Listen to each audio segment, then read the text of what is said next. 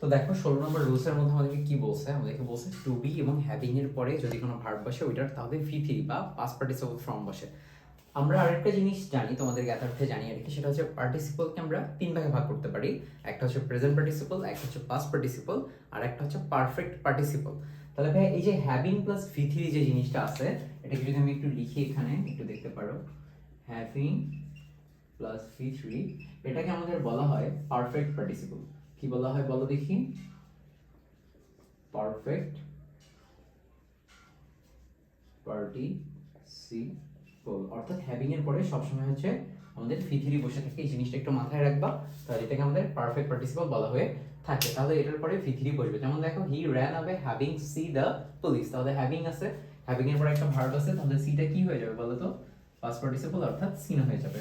তারপরে দেখো this work is to be do, তাহলে আমরা কি দেখছি যে টু বি এবং হ্যাভিং এর পরে কি বসে? ভি3 বসে, তাহলে ডুটা কি হয়ে যাবে? ডান হয়ে যাবে, ডুটি ডান। ওকে, একইভাবে দেখো 17 নম্বরে বলছে ইট ইজ টাইম বা ইট ইজ হাই টাইমের ব্যবহার, যার অর্থ হলো এটা হচ্ছে উত্তম সময়। এটার দুইটা নিয়ম আছে। কয়টা নিয়ম আছে? দুইটা। একটা হচ্ছে আমাদের রাইট ফর্ম ভার্বের, আর একটা হচ্ছে আমাদের কমপ্লিটিং সেন্টেন্সের ক্ষেত্রে লেগে থাকে। তো দেখো সহজভাবে যদি বলি, ইট ইজ হাই টাইমের পরে যদি কোনো সাবজেক্ট থাকে, কি থাকে? সাবজেক্ট থাকে, তাহলে যদি কোনো ভার্ব বসে ওই ভার্বটার পাস্ট ফর্ম হয়ে থাকে। সাবজেক্ট থাকলে পাস্ট ফর্ম হয়ে থাকে। যেমন এখানে দেখতে পাচ্ছ ইট ইজ টাইম, এটা হলো সময় বা উত্তম সময়। ইউ, তাহলে ইউ কি ভাই একটা সাবজেক্ট না? তাহলে সাবজেক্ট আছে, তারপরে একটা ভার্ব আছে, তাহলে ভার্বটা কি হবে বলো তো? পাস্ট ফর্ম হবে। তাহলে টেক হয়ে যাবে কি? টুক। বুঝতে পারছি?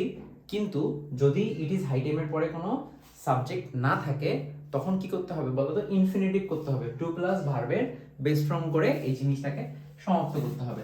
তাহলে দেখো ইট ইজ হাই টাইম, তারপরে হচ্ছে যে মনে করো গ্যাপ দেয়া আছে, কোনো কিছু আর লেখা নেই। তাহলে দেখো ইট ইজ হাই টাইম, এটাকে আমরা কি করব?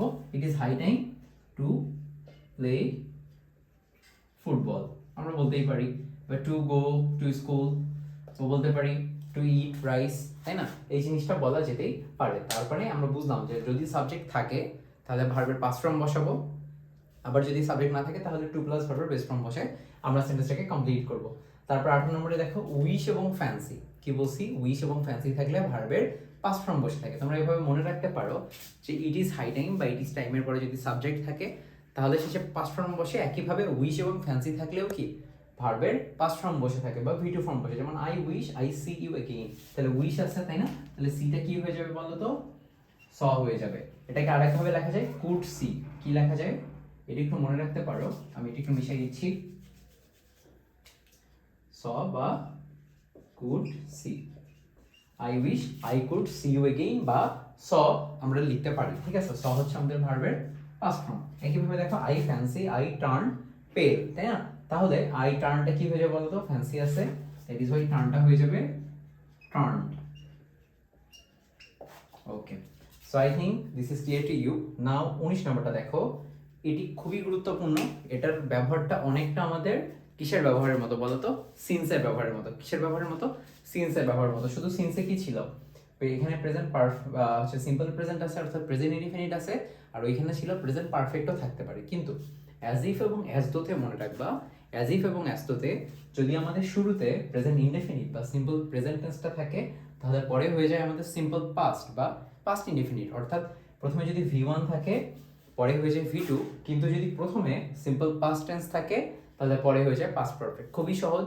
সিন্সের নিয়ম এবং অ্যাজ ইফ অ্যাজ ডু এর নিয়ম একসাথে মনে রাখবা, তাহলে এই বিষয়টা তোমার জন্য খুবই খুবই খুবই সহজ হয়ে যাবে। তাহলে সিন্সেরটা একবার রিক্যাপ করে দিই। সিন্সের প্রথমে যদি প্রেজেন্ট ইনডিফিনিট বা প্রেজেন্ট পারফেক্ট থাকতো তাহলে পরে হয়তো পাস্ট ইনডিফিনিট, এবং সিন্সের প্রথমে যদি পাস্ট ইনডিফিনিট থাকতো তাহলে পরে হয়তো পাস্ট পারফেক্ট। একইভাবে দেখো এখানে অ্যাজ ইফ এবং অ্যাজ ডোর ক্ষেত্রেও নিয়মটা প্রযোজ্য। তাহলে দেখো দুইটা উদাহরণ, he speaks as though he know everything, তাই না? তাহলে হি স্পিক্স, ভাইয়া স্পিক এর সাথে এস যুক্ত আছে না? ডেফিনেটলি এটা প্রেজেন্ট ফর্মে আছে, তার মানে কি present indefinite tense. Present indefinite থাকলে পরে কি হয় বলো তো? পাস্ট ইনডিফিনিট হয়, অর্থাৎ নো ভার্বটা কি হয়ে যাবে? নো ভার্বটা হয়ে যাবে নিউ। একইভাবে দেখো রানা স্পোক, স্পোক কি স্পিকার পাস্ট ফর্ম, তাই না? তার মানে প্রথমে আছে কি পাস্ট ইনডিফিনিট, পরে হয়ে যাবে কি পাস্ট পারফেক্ট। তাহলে এখানে বলো তো নট হিয়ার আছে, মানে এটাকে আমাদের নেগেটিভ করতে হবে। তো একটা জিনিস মনে রাখবো, যদি কখনো ভার্বের আগে নট দেয়া থাকে তাহলে বুঝে নিবা ওটাকে তোমার নেগেটিভ করতে বলছে। নেগেটিভ কিভাবে করবে তুমি? সিম্পলি যে অক্সিলারি ভার্বটা বসাবা, হ্যাড বসাবো, হেডের পরে নট বসাই দিব, তারপর ভার্বে বেস ফর্ম বসাবো। তাহলে দেখো নট হিয়ার তাহলে হচ্ছে had not, R here past participle হচ্ছে হিয়ার। বুঝছো? এখন দেখো 20 নম্বরে আছে দেয়ার যুক্ত যদি কোনো সেন্টেন্স থাকে, কোনো সেন্টেন্সে যদি কি থাকে দেয়ার থাকে, তাহলে কি হয় সিম্পলি দেয়ারের পরে আমাদেরকে ওইখানে সাবজেক্টটাকে খেয়াল করতে হবে। ফর এক্সাম্পল দেখো there be a beautiful house, আচ্ছা এখানে এ বিউটিফুল হাউস আছে তাই না, এইটা হচ্ছে আমাদের কি অবজেক্ট বা সাবজেক্ট যেটাই বলো না কেন বা নাম্বার বলো না কেন, তাহলে একটা ঘর আছে তাই না, তাহলে একটা ঘর যদি থাকে তাহলে এটা কি সিঙ্গুলার বোঝাচ্ছে, তাই তো সিঙ্গুলার যদি বোঝায় তাহলে ভার্বটাও আমাদের সিঙ্গুলার হবে। তাহলে বি বলতে কি কি হইতে পারে, এখানে ইজ হইতে পারে, আর হইতে পারে, ঠিক আছে, এম হইতে পারে, তারপর ওয়াজ হইতে পারে, ওয়ার হইতে পারে। বাট এই জায়গার ক্ষেত্রে দেখো আমি এখানে কি বসাবো, সিঙ্গুলার ভার্ব বসাবো, তাহলে এখানে হয়ে যাবে আমাদের ইজ, ঠিক আছে। বা আমি ওয়াজও লিখতে পারি যেহেতু ওটাও একটা সিঙ্গুলার ভার্ব, কিন্তু আমরা সচরাচর ইজি লিখবো যেহেতু অতীত নির্দেশক কোনো শব্দ এখানে দেয়া নেই। আবার দেখো কিন্তু যদি আমাদের নাম্বারটা, এই যে নাম্বারটা দেয়া আছে এখানে তো একটা সিঙ্গুলার ভার্ব ছিল, সিঙ্গুলার নাম্বার, কিন্তু নাম্বারটা যদি প্লুরাল হয়ে যায় তাহলে ভার্বটা আমাদের প্লুরাল হয়ে যাবে। যেমন দেখো দেয়ার বি 3 স্কুলস, তাহলে 3 স্কুল মানে কয়টা বিদ্যালয় বলো দেখি ভাইয়া, 3টা বিদ্যালয়, তার মানে কি এটা plural number, that is Y ভার্বটা হবে প্লুরাল, তাহলে কি হবে দেয়ার আর হবে। বুঝছি? তো এই ছিল আজকে আমাদের, থ্যাংক ইউ।